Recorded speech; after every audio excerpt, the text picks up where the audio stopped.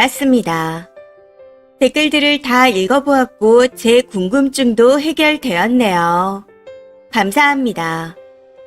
결혼한 지 6년 차이고 아이가 생기기 전부터 항상 부딪혔던 문제였기에 당연히 남편과도 대화를 많이 했습니다.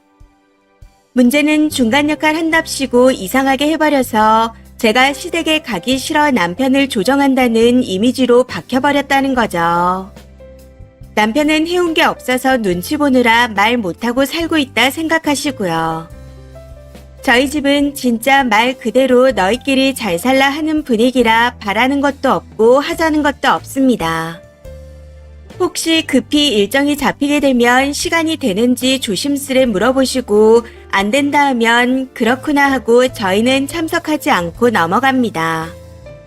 물론 후에 뒷말도 없고요. 그렇다고 저희 집이 그렇게 잘난 집안은 아닙니다. 저도 이혼 가정에서 자랐기에 가정 환경을 크게 생각하지 않았었죠. 대신 저는 외가와 손절한 게 아니라서 어릴 때부터 자주 왕래했고 현재도 사이가 좋습니다. 그래서 혼자 아이를 데리고 제 외가 삼촌들을 뵈러 종종 놀러 가기도 합니다.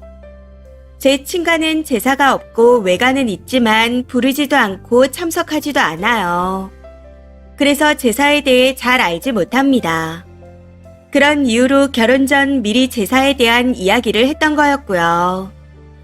저희 부모님 상황이 좀 특이한 케이스이고 헤어진 사유가 두 분의 문제는 아니었지만 딸에게 상처를 줬다는 생각에 이혼 후 평생을 미안해하며 사셨습니다.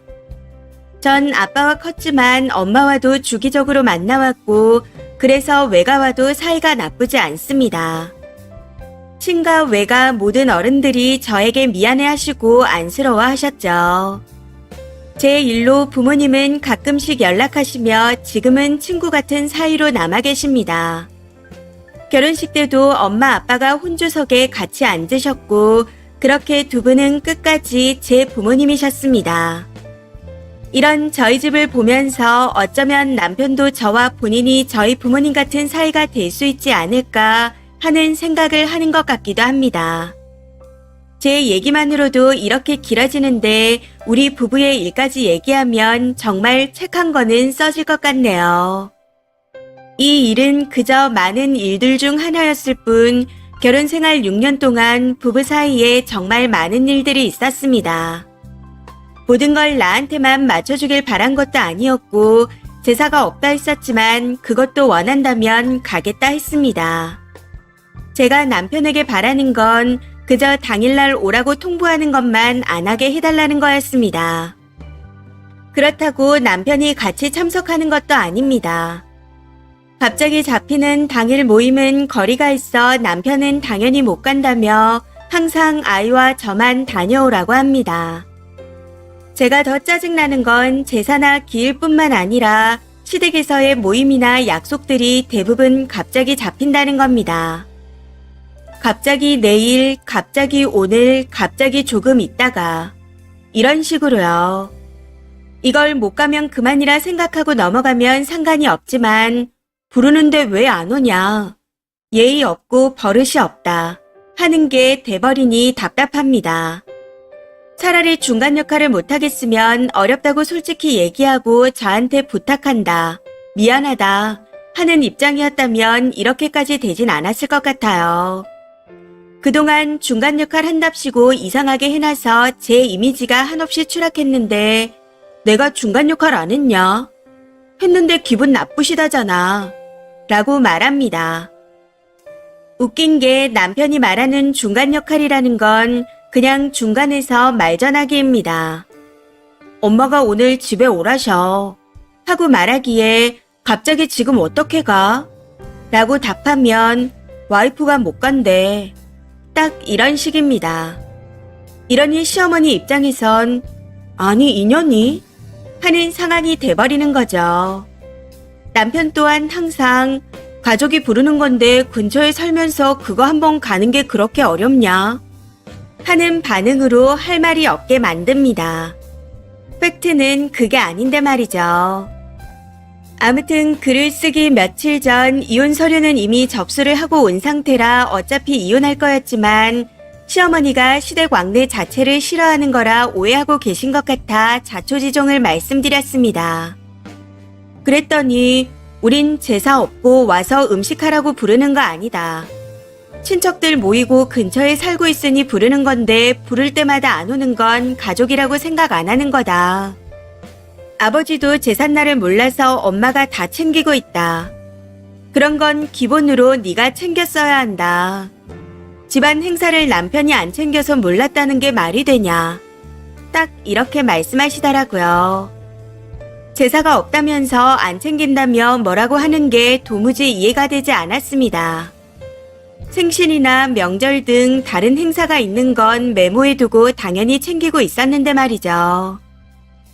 제사는 없지만 기일이 가족 행사이니 따로 챙겼어야 하는 게 기본이라 하시는데 할 말이 없네요.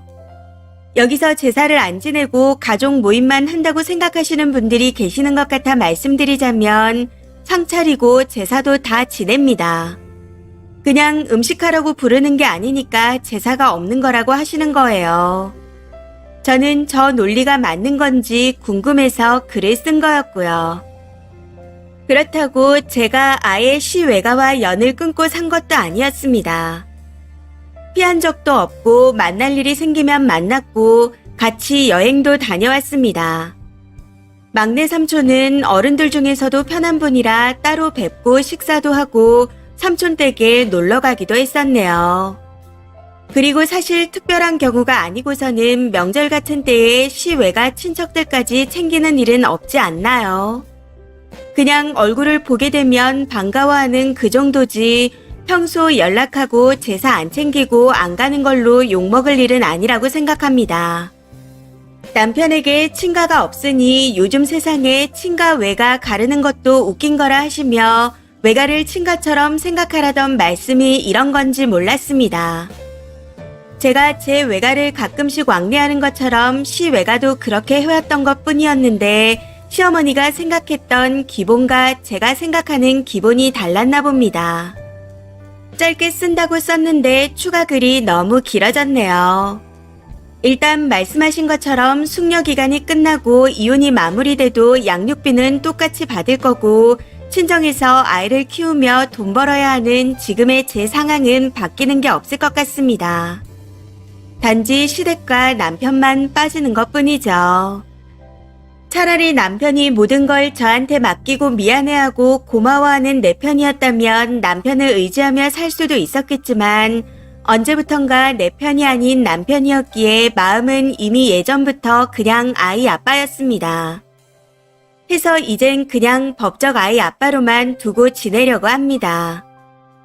마지막으로 조언해주신 분들께 감사드립니다. 좋은 하루 되세요. 댓글입니다. 첫 번째, 글이 너무 담담해서 슬프네요. 따지고 보면 시외가 식구들은 가족이 아니죠. 그런데 매번 제사에 불러대는 것도 모자라서 제사가 없는 집이라고 주장하다니.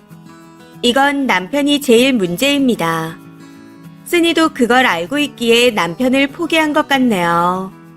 이혼 잘 하시고 아이와 행복한 가정 꾸려가시길 바랄게요. 두 번째, 남편과 시가의 주장을 보면 뭐라고 하는 건지 알 수가 없습니다. 제사상 차려놓고 제사는 지내지만 음식하라고 안 하니 제사가 없는 거다. 이게 무슨 개논리죠? 쓰니가 계속 왕래했으면 손 하나 까딱 안 하고 먹기만 한다고 욕했을 거면서.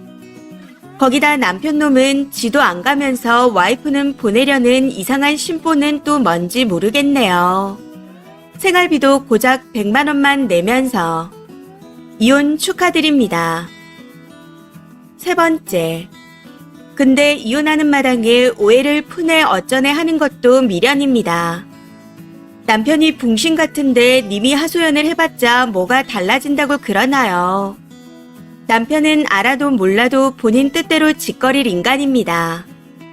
그리고 오해가 풀려서 시모가 다 우리 아들 탓이구나. 내가 잘못 키웠다. 몰랐다. 미안하다.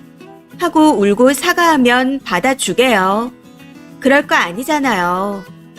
쓸데없는 짓 하지 말고 깔끔하게 이혼하시고 아이랑 잘 사세요. 4번째. 친정은 니들끼리 잘 살면 된다 하면서 진짜 쿨한데 왜 시간은 니들끼리 재밌게 살면 된다 해놓고 매주 오라고 난리인지. 참 희한한 것 같아요. 시자 달면 어디서 단체로 교육이라도 하나요? 5번째. 22년차 주부입니다.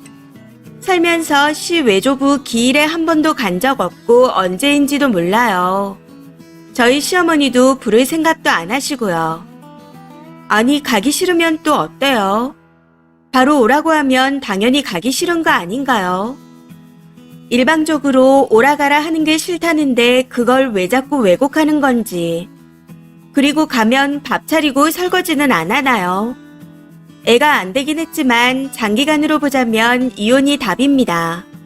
선택 잘하셨어요. 이번 사연은 여기까지입니다. 시청해주셔서 감사합니다.